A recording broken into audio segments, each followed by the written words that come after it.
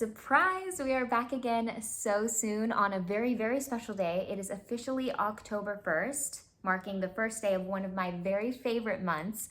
And we are going to start off this month the very best way possible with the spectacularly sensational John Lennon. We're going to be reacting to his Milk and Honey album, and kicking off the album, we've got I'm Stepping Out. 1, 2, 1, 2, 3, 4.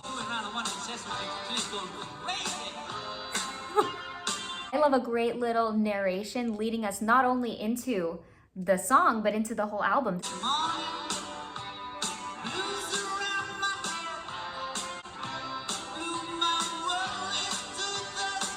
So while I firmly do not condone smoking a cigarette, I really align myself with the sentiment of this song, just leaving your worries behind and stepping out into the world with a firm conviction.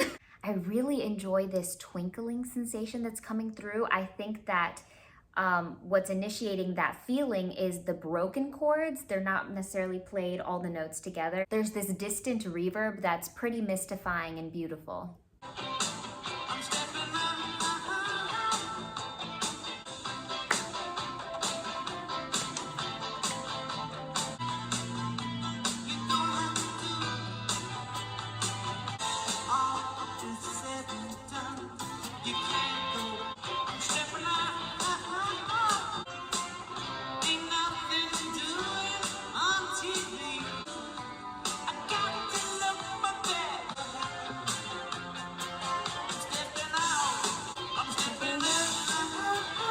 I love the melodic choice on the I'm stepping out.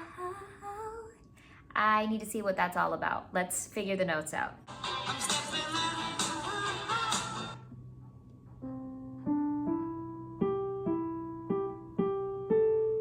I think that's what's going on. So it's a lot of just steps, the next note over, or second intervals if you prefer to refer to them that way. It's I'm stepping, but then after step in, we see our first skip or our third interval from E to G, been out. And not only does it change the length of the interval where we go up a third now, we also come back down for the first time, then we shoot back up to where we were before, and then we just have another step, another second to close off that little melodic bite that he gives us that is oh so tasty in context with the rest of this really groovy song that feels very carefree, matching up perfectly with the lyrics. But I think that general atmosphere is spearheaded by the percussion as well, and by one of these prominent guitars that has that filter that's just so inviting and addicting, really.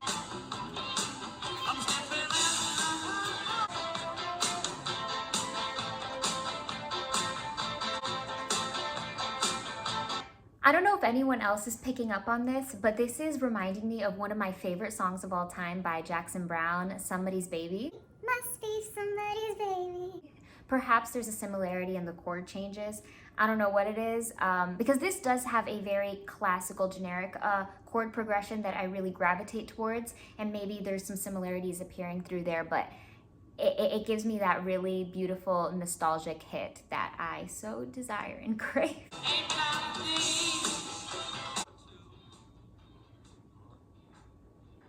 Interesting little fade out, just as the intro was a very interesting way to open up the whole entire album. I really enjoyed this. I don't know where we're gonna go from here. I'm a little bit scared that we've already visited my favorite song of this whole side, but I also equally have my hopes up. At number 2, we have Sleepless Night by Yoko Ono.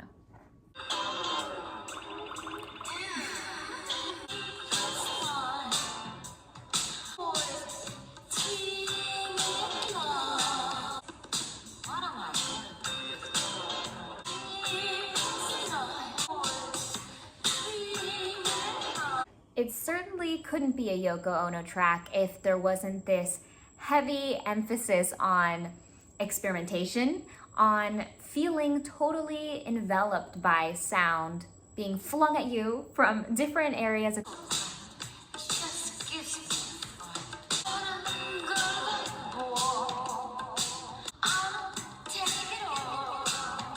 enjoy some of the electronic effects that are placed directly on the vocal. I feel like that's really cool, and it adds to that character that she has nailed down so well.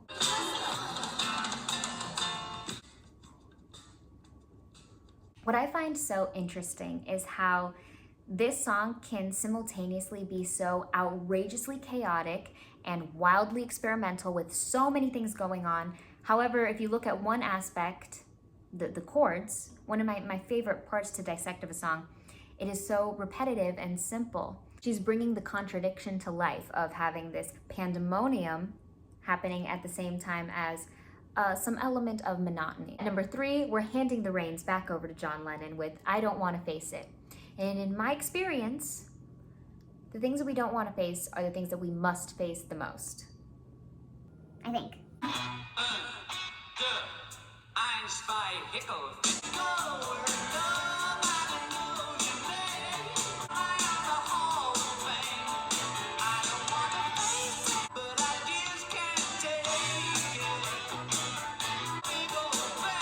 I love this big, bold brightness that's coming forward. It's definitely a lighter, brighter atmosphere.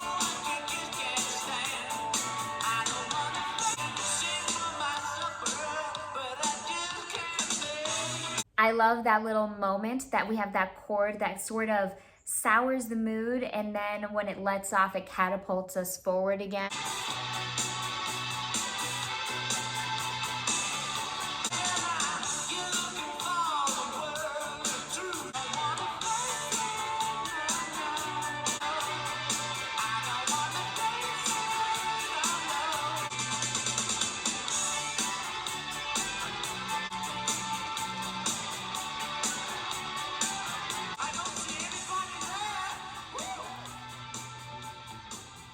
I would be entirely remiss not to mention the Academy Award-winning level of execution on that bass line. If this is the rock and roll moment of this side, I will be a very, very happy girl. Hoy nuestro número 4 se llama Don't Be Scared.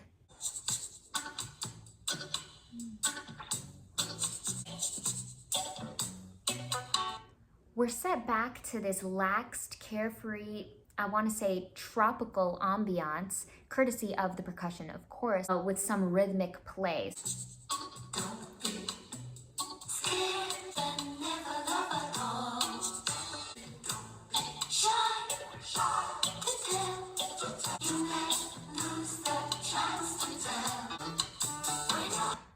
I really enjoy Yoko's voice in this one. There's an element of her voice that's really suited and tailored to this delivery of song. It's very flattering to her. There's a very beautiful, delicate nature that's coming through that I enjoy.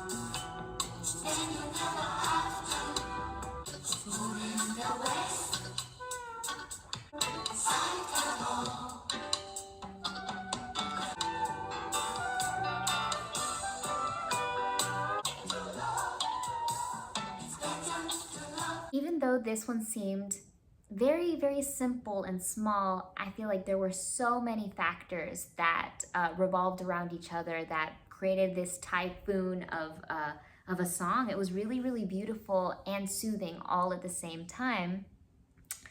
And there was this one moment where we had this deviant chord that really gave us this like fascinating propelled forward motion that really added a little bit of drama to all the relaxation. At number 5 and second to last, Nobody Told Me.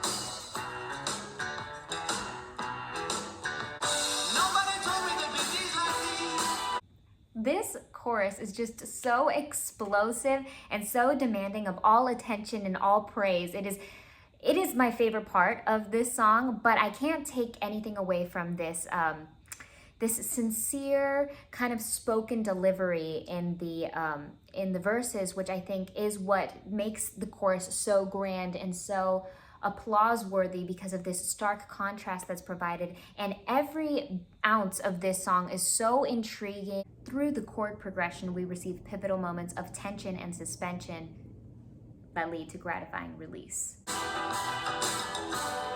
told me that you did like this. Over you, and I ain't too surprised.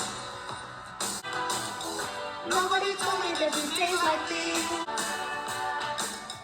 Most peculiar, mama. Whoa.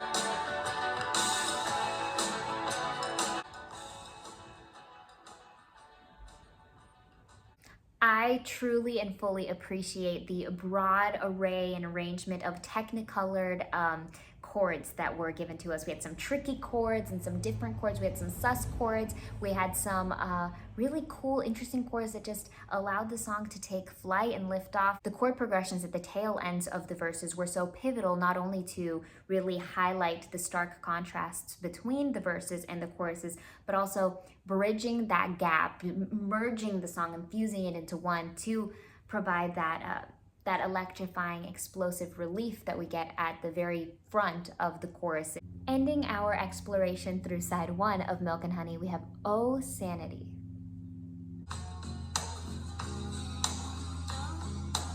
It's only sane to be sane when the world's at the verge of calamity.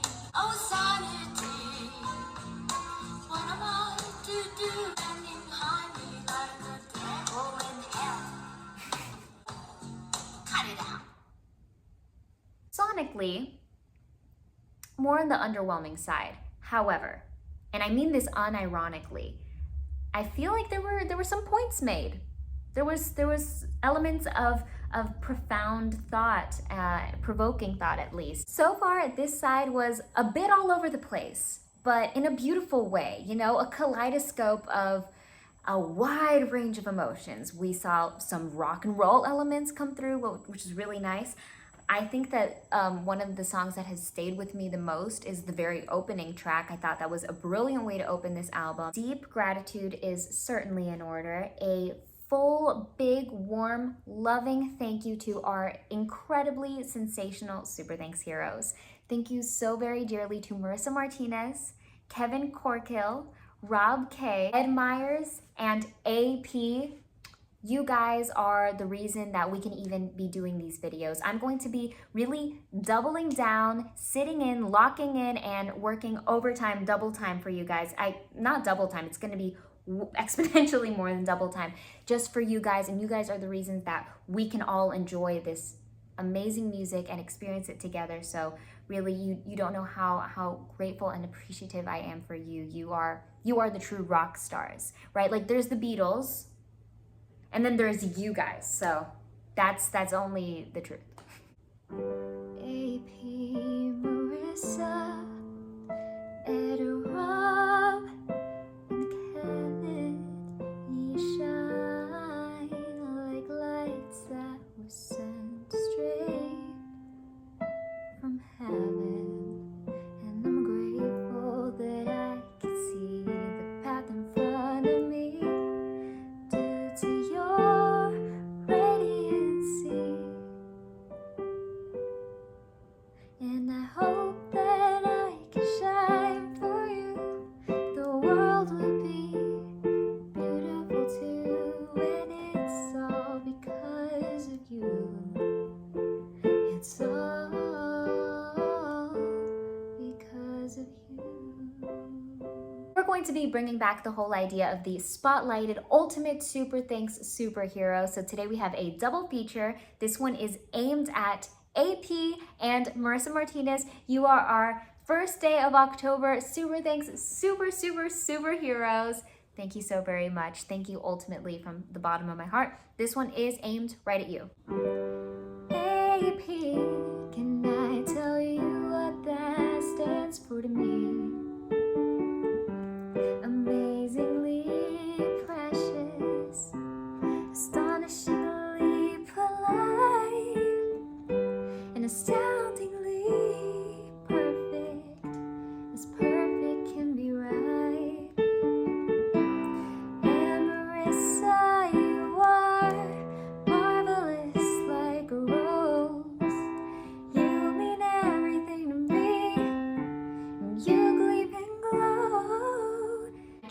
could never thank you enough or truly show you how much I am grateful to you. There aren't any words that could describe the extent that it goes, but just know that you are deeply cemented and tattooed into my heart permanently, forevermore. I hope your October is off to the very best start. I am sending you all of my love, and I hope that you take it easy.